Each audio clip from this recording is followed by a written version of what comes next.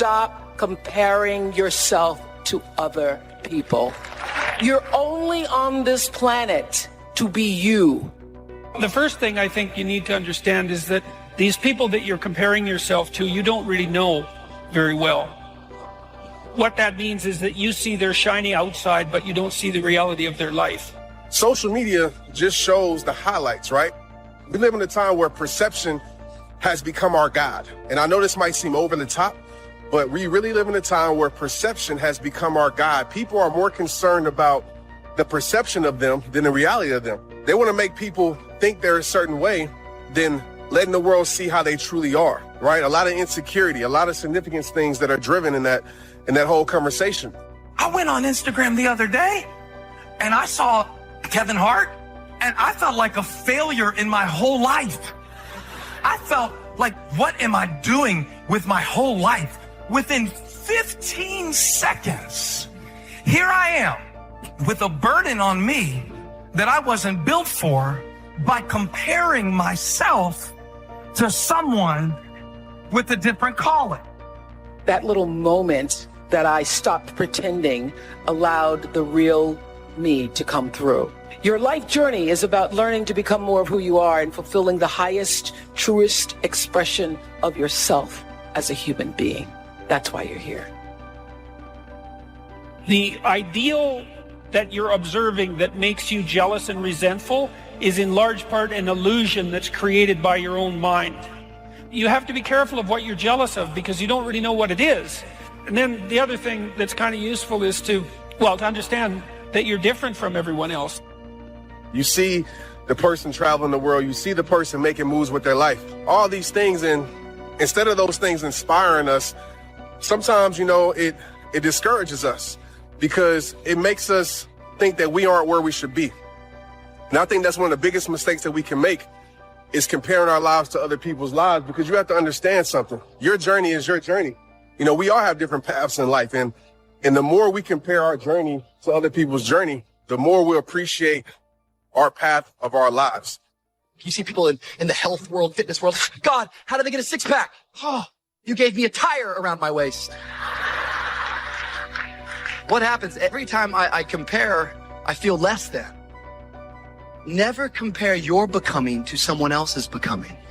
Every time I compare myself to someone else, I'm always going to lose my way, because the gap that God is filling in my life is not the gap between me and you, but rather the gap that God is filling in my life is who I currently am and who He's calling me to become. Compare yourself to who you were yesterday and not to who someone else is today. See, that's a game you can win. You could be a little better today than you were yesterday, and that's a good thing. No doubt there are some things that you could improve. If you sit and meditate for any length of time about what you're not doing optimally, answers will spring to mind. I should be doing what God has called me to do. I should be doing what's best for my life. Because if we pull back the curtains on a lot of people's lives, who knows? Your life could be a lot better than theirs. You might be thanking God that you're not in their shoes. You're wishing to be in their shoes, but once you get in their shoes, you realize that their walk, their path, their journey is a lot harder than yours. And what they were showing you was just something that you can perceive to be great, something that you can perceive to be good, something that you can perceive to be successful. We live in a world full of fakeness. So I believe that whatever season you find yourself in, married, unmarried, single, divorced, is complicated. I believe you can walk in security. Be the minority, because the majority is overrated. We're living in a day and age right now where so many people, they bow down to the culture. And we just start doing what the crowd is doing, whatever the crowd says to do. So many of us, we're just doing things that we don't even agree with or believe in simply because our friends are doing it. The only problem with that notion is that your friends don't have the life that you want. Don't have a weak mentality. You weren't created to fall apart when pressure comes. You are stronger than you think. You are more anointed than you think. God designed you with special strength, with courage, with fortitude. When you start seeing yourself as strong, empowered, well able, you won't be overwhelmed. You'll discover strength that you didn't know you had. So if you want to do something, if you thought about something you want to do, take it head on. Decide that you're going to start becoming involved in whatever and wherever it might lead you to begin to explore the possibilities in that particular thing that you're seeking. Decide that you're going to face it, that whatever shortcomings you have, that you're going to strengthen yourself there. Whatever training is required, that you're going to go get that training, that you're going to get started right now. Do what you can, where you are with what you have, and never be satisfied. Always strive to be more than that which you are. Yeah, don't get satisfied with yourself. Always know that wherever you are, you can enjoy more, that you deserve more. True leadership is self-discovery. True leadership begins with an individual discovering something about themselves. That's when it really begins. And you will never become a true leader until you are introduced to yourself. Actually, whatever happened to you that was hard, if you trust God, you can actually end up being a better person than you would have been if it would have never happened. And so God really wants us to take a real positive attitude toward things. And it's hard. It's hard when you're hurting. Well, how do we build this self-confidence? The process of building self-confidence is actually very easy. Self-confidence is self-trust. Self-confidence is building a reputation with yourself, that you keep your word to you, that you keep the promises you make to you. Somebody with self-confidence has a reputation with themselves that I do the things I say I'm going to do. That's where self-confidence comes from. When I meet someone who is not self-confident, I know this is someone who has consistently made promises to themselves they've not kept. They've made a commitment and goals to go make a certain amount of money in business. And so they have a process and a habit in their life, more often than not, of not keeping the promises they don't make to other people. They don't keep the promises they make to themselves. You're letting the situation overwhelm you. You think it's unbearable, but I'm here to tell you, you've got what it takes. You're courageous, you're talented, you're favored, you're well able. You weren't created to survive, but to thrive. When things that should be unbearable, you've tapped into strength that you didn't know you had. You still accomplished great dreams. Don't go your whole life and never discover what's in you. You are stronger than you think. You got to take care of the small disciplines before life will give you a chance to handle the more complicated disciplines. So you start first with the smallest of disciplines, and do not neglect them and do not disregard them as being trifling. Everything matters. Everything's important. All disciplines affect each other. Everything affects everything else. It's so easy to be casual and say, well, this doesn't matter. I'm telling you, everything matters. Then here's the positive side. Every new discipline affects all your other disciplines. Now, self-discipline, the first thing it does, it enables you to go uphill. Nobody will carry you uphill. Nobody can coach you uphill. Nobody can push you uphill. You got to do it yourself. There are no free rides uphill. There's no such thing as accidental achievements. So for all of us out there that are chasing after these big dreams and big goals, and we are making changes in our life to get better, all of us out there who know deep down we can do a little bit more in our life, I want to ask you, what is your definition of success? A lot of people put success on this mountaintop and they say, I'll feel successful when I get here, when I make this amount of money, when I find this person. And a lot of people don't understand that success is all around them right now. What would happen in your marriage, your relationships, if you'd make a small attitude adjustment? Instead of being contentious, you'd start being friendly, loving, respectful. Instead of saying harsh, critical words, you'd start giving compliments. Just a small adjustment. Getting your attitude a little higher, watch those relationships begin to improve. Or maybe you've had bad breaks. Life hasn't treated you fair.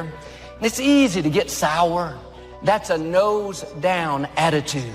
You're choosing the direction you're going to go. Why don't you tilt it a little nose high? Yes, it was unfair, but I know God is my vindicator. Step up your activity level. Step up your labor level. Go for the disciplines, the smallest of disciplines, the least of disciplines. If you'll be faithful, if you'll be disciplined when the amounts are small, will make you a ruler, give you a position of authority when the amounts are many. Take care of your disciplines when the amounts are small, and then life will see to it that you get some extraordinary numbers to work with.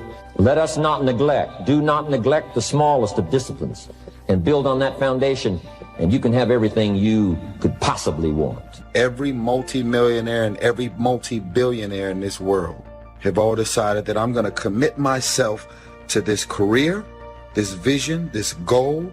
No parties. They're going to call you names. They're going to say you're corny. They're going to call you a square. Those are the characteristics of a champion. Those are the characteristics of someone that have said that I have decided that I'm going to create a shift in this universe. Don't ask for better seed and soil. All you got's what's available. Don't curse what you got. Don't wish it was easier. Wish you were better. Don't wish for less problems. Wish for more skills. Commit yourself to learning so that you can get smarter for the days ahead. Those that do the work get the pay. Don't violate the conclusions of your own philosophy by not executing and taking action. Managing my mind is actually the key to peace and the key to happiness. An unmanaged mind leads to tension. A managed mind leads to tranquility. An unmanaged mind leads to pressure.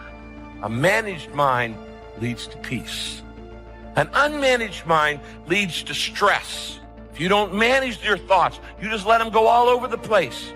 You don't ever even try to control your mind and the way you direct your thoughts.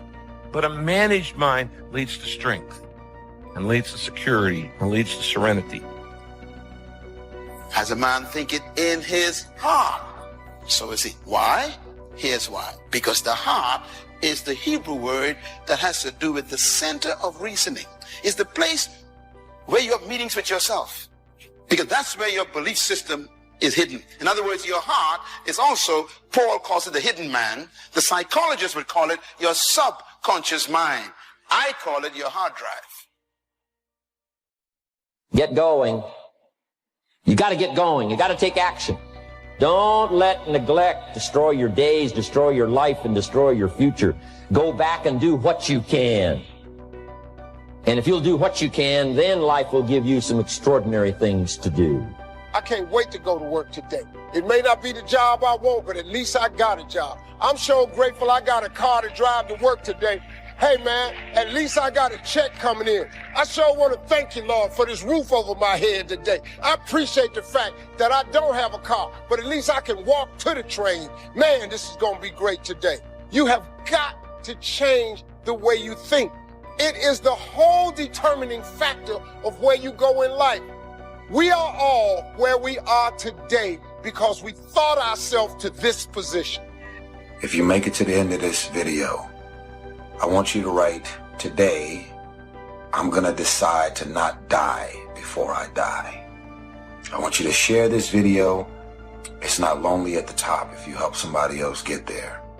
Freedom lies in the courage and the discipline of daring to attempt what others fear. So I want you to look yourself in the mirror today. I want you to think about your life. I want you to appreciate your life. And as best as you can, because I know it's easier said than done, because we all do it at times, I want you to stop comparing your life. And then when you do compare your life, I want you to have a fact that makes you stop comparing your life. I want you to have a fact about that and make you stop comparing your life, because the more we scroll, the more I feel like a lot of people start to feel less about themselves. A lot of people start feeling more depressed. Do you understand? Negativity, you can protect yourself from negativity. And that's what stops most people, negative thoughts. It's a real simple exercise to do. I do it every morning before I walk out the door. So I walk out as a positive person. You know, I get tired sometimes because I get mentally drained from my job at times. But to coach your mind from negativity is with one simple thing: gratitude. Gratitude erases negativity. You want to walk in security? You want to walk in who you are? You got to decide who you are. You got to define who you are. You got to put some value and some worth on who you are. What do we say? But there'll always be tomorrow. Oh, no. There's no guarantees you're going to show up tomorrow. There are a lot of people who were here yesterday that they're not here today. Oh, you can wait, but you know what Abraham Lincoln said? Well, good things might come to those who wait, but only the things that have been left over by those who hustle. You deserve much more than that. So take it head on, begin to explore it. Here's something else. Decide to do it now. Decide whatever you want to do, that you are now going to become actively involved right now, exploring the possibilities for you. Don't be a slave to views. Don't be a slave to followers. Be a slave to likes. Don't be a slave to popularity. Don't be a slave to any of those things. Because at the end of the day, the result of that is going to be this. You're going to die, okay? Because we're all going to die one day, unfulfilled. Because you lived a life full of pleasing everybody else. You lived a life full of making everybody else happy except yourself. Most of you, you're so consumed with everything that's going on in the world. This is the reasons you haven't figured out your own life yet. Every blog, every website, every tweet, every Instagram post, any and everything that's going on in the world, you are so consumed with everything that's going on in the world, you're ignoring your own world. You can never shine trying to sit on someone else's sun. Find out who you're associating with. If those people add something to you, if they give you something in return, or is it all just a give and take, meaning like they just take and then you give? That's a bad relationship, man. Get the negative energy out of life. These people that you're around, they're always complaining and everything else. They're taking part of your soul. You only have so much to give every single day. Why waste it on that, guys? You gotta love yourself in order to love somebody else, guys. You gotta be whole and happy with who you are if you can never help somebody else out. People say, oh, it's selfish to just care about yourself. Well, if you need some fixing and reworking, it's not selfish, because you can get yourself better and then be able to really lend a hand in an honest way to somebody to really help them out. Here's the key to the good life. Learn to put everything you've got into everything you do. Whatever you are doing, pour it on. It will quickly open up into opportunity or quickly disclose to you that you ought to be doing something else. Here's the next attitude disease: indecision, mental paralysis. The guy can't make up his mind and it becomes a disease. Pretty soon he knows he's got it. A life full of adventure is a life full of many decisions. The ones that turn out to be wrong give you better experience to make better decisions. So don't see how many decisions you can get out of, see how many you can get into. That's where the adventure is. So shake off this disease, indecision. The next one is doubt. And one of the worst is self-doubt. There are many, but that's one of the worst. The guy doubts himself, doubts if he can do that well, doubts if he can make that much, doubts if he can accomplish all that. A chronic, excellent self-doubter. You can imagine what damage that does to your future. So here's the key. Turn this coin over and become a believer. And there's many things to believe in. One of the majors is yourself. The understanding of self-worth is the beginning of progress. How do you keep the faith? How do you keep your head above water? How do you march against the tide? How do you stand up when everybody around you seems to be falling down? How do you keep firm and solid footing when everything underneath you seems to be slipping away? How do you keep the faith? You've got to be born again. And when you're born again, there's some things you just have to take. Just some things you have to stand up under. There's just some fights you're going to have. Instead of just looking in the mirror and saying, you know what, my biggest concern, my greatest competition is you. Right there, the person in the mirror that you see every single day, because I refuse to make the world happy and I'm dying inside. Any gain is not worth losing yourself. Period. Nothing happens without leadership. Nothing happens without leadership. Nothing changes without leadership. Nothing develops without someone taking leadership. Nothing improves in any situation without leadership. Nothing is corrected without leadership. If something is not right in an environment, someone has to emerge and take the leadership. I don't think I'm good enough. These are thoughts placed from the outside inside your mind. The minute you acknowledge that, that's not my thought, that's someone else's. You begin to eliminate. I call it like scratching the CD. When I begin to have negative self-talk, negative thoughts, I literally picture an old record player or a DVD and I just scratch it. If you're working on your dream, sure there are going to be times you're going to want to give up. Sure there'll be times in life I'll knock you down and catch you on the blind side. But the challenge is to hold on. And if you hold on tenaciously, I say the universe is on your side. A way will come out of nowhere. Someone will step forward and help you. Just a blessing. Who are you? I don't know, but thank you for coming. Nothing advances without leadership. Nothing succeeds without leadership. We are always being led by someone, whether we think so or not.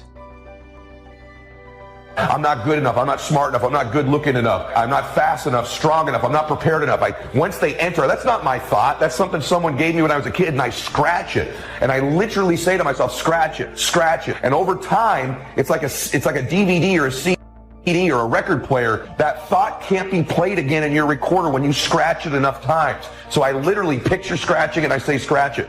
You know, they tell you that the best way to eat is to eat just little every couple hours rather than to eat big meals and then go long hours without eating.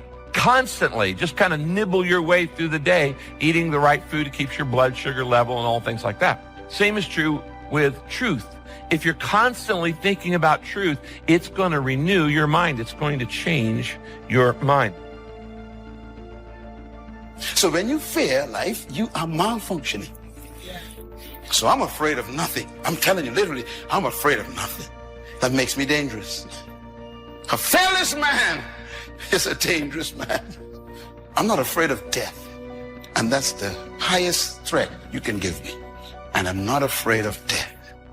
And you'll find that all true leaders have no fear of death. As a matter of fact, they have an affair with death. You have to recognize if you're trying to eliminate all risks from your life, what you're actually doing is eliminating all possibility from your life. You're trying to collapse the universe of outcomes such that what you've lost is freedom. You've lost the ability to act because you're afraid. Patience. There's a type of person for whom everything is undertaken out of desire to achieve a goal. They exercise in order to get in shape. They start a business in order to make money. I'm sure that some of these people are very successful, and they are certainly highly organized. A person of truly strong character sees success as an adventure, not as a point with an estimated time of arrival. Impatient thinking can lead a person into some very big mistakes. When you are always looking somewhere else, whether it's down the road or up toward the top of the mountain or off toward the left field fence, when you're looking off in the distance like that, you often miss what's under your very own nose. That means the pleasure and fun of living which come in the here and now get overlooked for something that not only isn't here yet, but might never arrive. True patience is more than just a waiting game. Patience doesn't mean you sit around hoping for something to happen. Patience is not a passive quality. Sometimes patience can mean doing something else entirely, thinking about another venture, taking off in a different direction while you give events a chance to run their course. And if you really take the time to think about what you're afraid of, you're going to realize that fear is not only irrelevant, it is a tremendous advantage. Fear is the ultimate tool to leverage pressure on yourself to succeed. When you're afraid of failing, when you're afraid of people laughing at you, when you're afraid of losing everything, guess what happens? You do the fucking work to make that not happen. Fear is a tremendous tool. And not only should it be embraced, you have to learn to use it. Being afraid is the best fucking thing you could ever have for yourself when it comes to turning that into energy, to have drive, to have ambition, to have progress in your life. But you've got to take that first step. You've got to take that first action. And if you don't ever take that first action, fear will paralyze you to a point of you becoming nothing, being nothing, standing for nothing, and basically being irrelevant your whole entire life. You know how you get fucking confidence? by attacking your fear and overcoming your fear. There's a big misconception out there that people who are successful are not afraid. But I disagree. I think people who are successful are the most afraid because they're going to run the hardest, they're going to run the fastest, and they're going to be the ones who are going to take every single action that they have to take to make sure they get where they need to be, and at the very least, that they don't go back to where they were.